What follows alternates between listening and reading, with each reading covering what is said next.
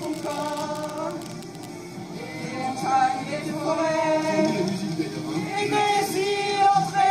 chantent pas a cappella, ils ont leur musique avec eux.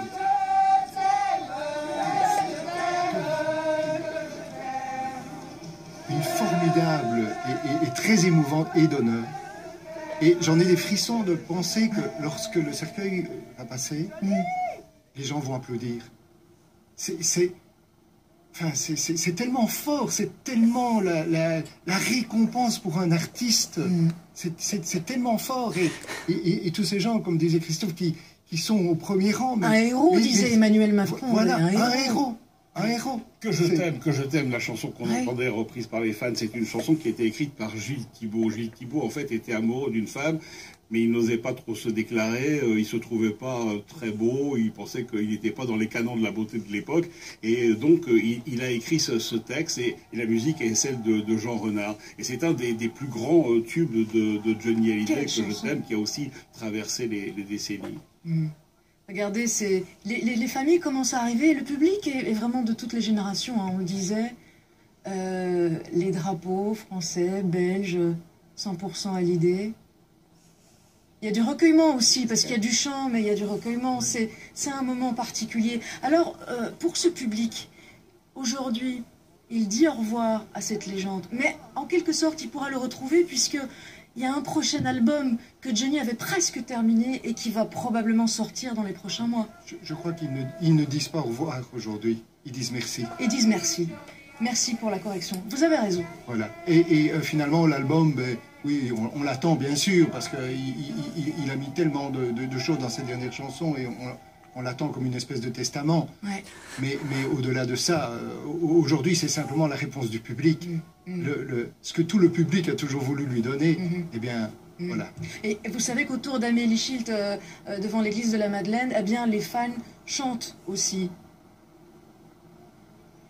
Oui, en fait, on est vraiment partagé, vous le disiez, entre des moments de chansons, de ferveur et des moments, évidemment, d'émotion. Parce qu'on retrouve, c'est assez étonnant, on retrouve tous les codes d'un concert ici. Regardez, les fans sont juste ici à côté de moi, les fans qui sont massés devant l'église. Et on retrouve tous les codes d'un concert, ils portent leur t-shirt de Johnny. Ils ont leur banderole, ils ont des fleurs. Et c'est vrai que certains sont assez surpris parce qu'ils ont l'impression que Johnny va arriver. Mais malheureusement, aujourd'hui, eh bien, c'est l'occasion pour eux de vraiment réaliser cette information qu'on entend, mais qu'ils ne parviennent pas à réaliser. Vous le disiez, Marc, merci Johnny. D'ailleurs, la Tour Eiffel... figure emblématique de la capitale. Ce week-end, merci Johnny. Il faut savoir que la Tour Eiffel n'a affiché un premier message au début du siècle dernier, c'était Citroën, mais dans le sens de la verticalité. Et là, c'est dans le sens horizontal. Merci Johnny. C'est un petit peu ce que tout le monde ressent aujourd'hui, et c'est vrai que Marc avait parfaitement raison de le dire. C'est pas un au revoir, c'est une manière de finir en fait. Et on retrouve dans les premiers rangs devant la Madeleine, les premiers rangs de tous les concerts de Johnny où il y avait surtout son dos, il a fait des tatouages. Des fans fidèles qui cassaient leur tirelire pour assister à plusieurs des concerts de Johnny.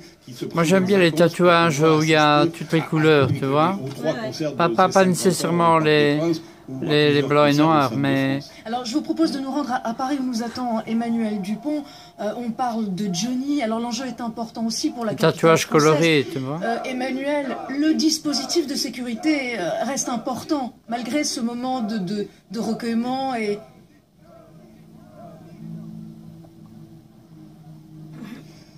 Alors, je vous entends pas très bien, Akima. Ce que je peux vous dire, c'est que je me trouve juste ici au milieu des Champs-Élysées, entre l'Arc de Triomphe et la place de la Concorde. Et c'est ici que le convoi funéraire passera tout à l'heure aux alentours de midi. Il mettra 45 minutes pour traverser les Champs-Élysées. Et il y a déjà évidemment beaucoup de monde amassé le long des barrières Nadar. J'ai à mes côtés Edwige, qui est parisienne et qui est venue spécialement pour lui rendre hommage à Johnny Hallyday. Qu'est-ce qu'il représentait pour vous, Johnny Hallyday? Mon enfance. Initialement, c'est mon enfance. C'est-à-dire, quand j'étais toute petite, c'est Retire la nuit, c'est le pénitencier, et quand j'entends la rétrospective, je revois mon enfance, et ça fait partie...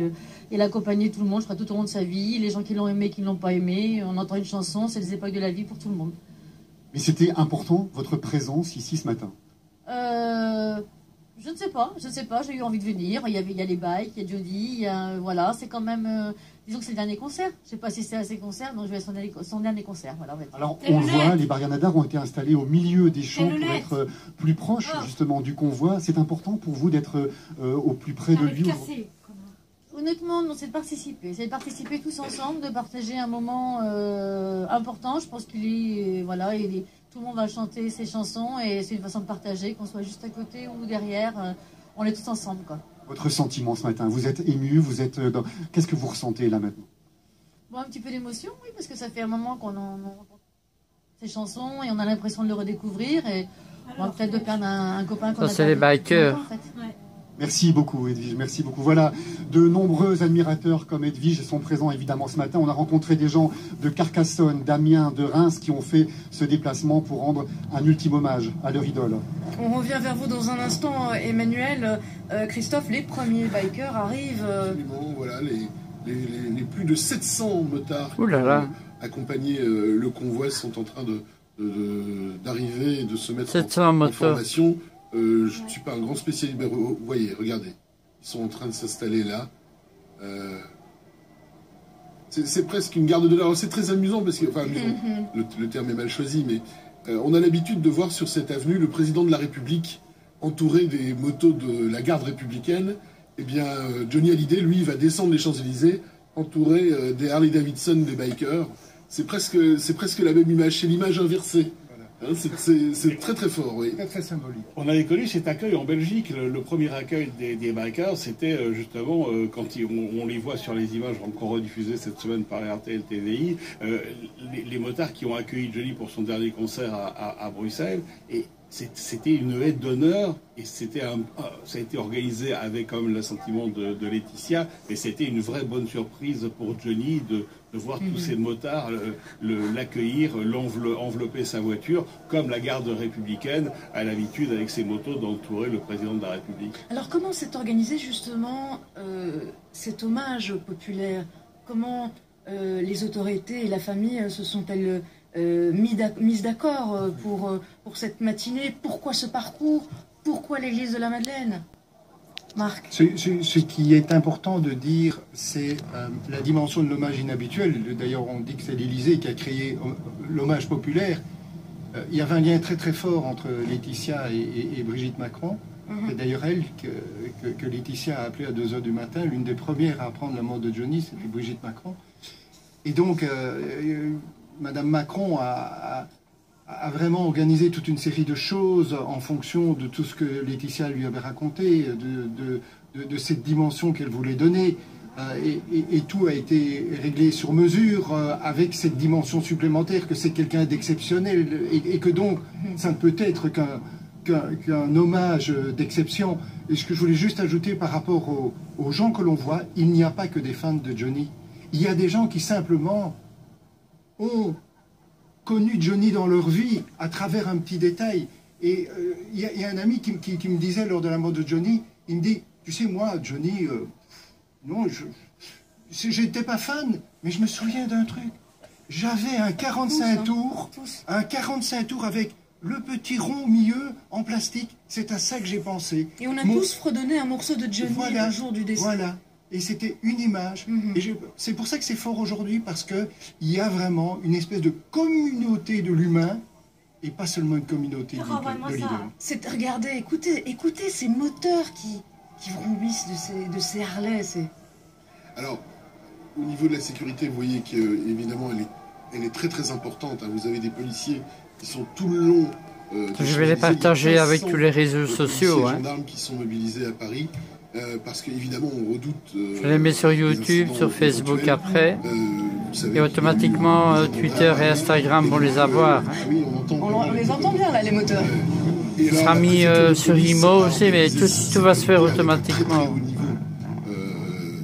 On dit d'ailleurs que c'est plus facile aujourd'hui d'organiser quelque chose sur les Champs-Élysées, puisqu'ils ont l'expertise du Tour de France, du 14 juillet, etc., et que ça permet de sécuriser davantage. Et sur les plans qu'on voit, les plans larges, on voit ce que Emmanuel vient de nous dire, c'est qu'effectivement, les barrières nadar ont été installées au milieu des Champs-Élysées. Comme ça laisse plus de place pour les gens. Et puis de notre côté, le convoi sera plus proche de la foule que par exemple le convoi du président le jour du 14 juillet, où là les barrières sont vraiment sur les trottoirs. Mais ça, c'est probablement le plus bel héritage que nous laisse Johnny Hallyday. C'est dans un univers où on pense plus à dire ce qui nous sépare, ce qui nous oppose, et lui plutôt, et il rassemble ce qui est épars. Et c'est